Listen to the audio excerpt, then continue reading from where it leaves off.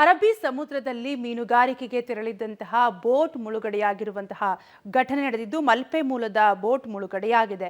C hunter ಹೆಸರಿನ ಬೋಟ್ನ ತಳಭಾಗದ ಕಬ್ಬಿಣದ welding ಬಿಟ್ಟು ಹೋದ ಪರಿಣಾಮ ಬೋಟ್ ಸಮುದ್ರದಲ್ಲಿ ಮುಳುಗಿದೆ. ಬೋಟ್ನಲ್ಲಿದ್ದ 8 ಜನ ಮೀನುಗಾರರನ್ನ ಸ್ಥಳೀಯ ಮೀನುಗಾರರು ರಕ್ಷಣೆ ಮಾಡಿದ್ದಾರೆ. ಮಲ್ಪೆಯಿಂದ ಮಹಾರಾಷ್ಟ್ರದ ಕಡೆ ಹೋಗ್ತಾ ಇದ್ದಾಗ ಕಾರವಾರದಿಂದ 9 ನಾಟಿಕಲ್ ಮೈಲು ದೂರದ ಲೈಟ್ ಹೌಸ್ ಬಳಿ ಬೋಟ್ನ ತಳಭಾಗದ ಕಬ್ಬಿಣದ ಭಾಗದಲ್ಲಿ ವೆಲ್ಡಿಂಗ್ ಬಿಟ್ಟು ಹೋಗಿದೆ. ಇದರಿಂದ ಬೋಟ್ನ ಇಂಜಿನ್ ಭಾಗಕ್ಕೆ ನೀರು ತುಂಬಿದೆ. ತಕ್ಷಣ ಸ್ಥಳೀಯ ಮೀನುಗಾರರು 8 ಜನ ಮೀನುಗಾರರನ್ನ ರಕ್ಷಣೆ ಮಾಡಿದ್ದಾರೆ. ಆದರೆ ಮುಳುಗುವ ಹಂತದಲ್ಲಿದ್ದ ಬೋಟನ್ನು ದಡಕ್ಕೆ ತರಲು ಪ್ರಯತ್ನ ಪಟ್ಟರೂ ಆಗಿಲ್ಲ. ಬೋಟ್ ಮುಳುಗಡೆಯಿಂದ 1 ಕೋಟಿಗೂ ಹೆಚ್ಚು ನಷ್ಟವಾಗಿದ್ದು ಮೀನುಗಾರರು ಸುರಕ್ಷಿತವಾಗಿದ್ದಾರೆ.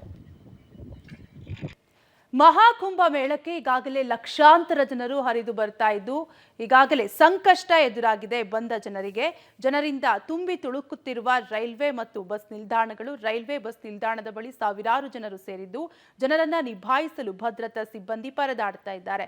ಬಸ್ ರೈಲ್ವೆ ನಿಲ್ದಾಣಕ್ಕೆ ತೆರಳುವ ಮಾರ್ಗಗಳು ಕೂಡ ಬಂದಾಗಿದ್ದು ಇಂದು ಒಂದೇ ದಿನ 2.5 ಕೋಟಿ ಜನರು ಭೇಟಿ ನೀಡಿದ್ದಾರೆ. ಮಹಾಕುಂಭ ಮೇಳಕ್ಕೆ ವಾಪಸ್ ತೆರಳಲು ಜನರು ತೀವ್ರ ಪರದಾಟವನ್ನು ಕೂಡ ನಡೆಸ್ತಾ ಇದ್ದಾರೆ.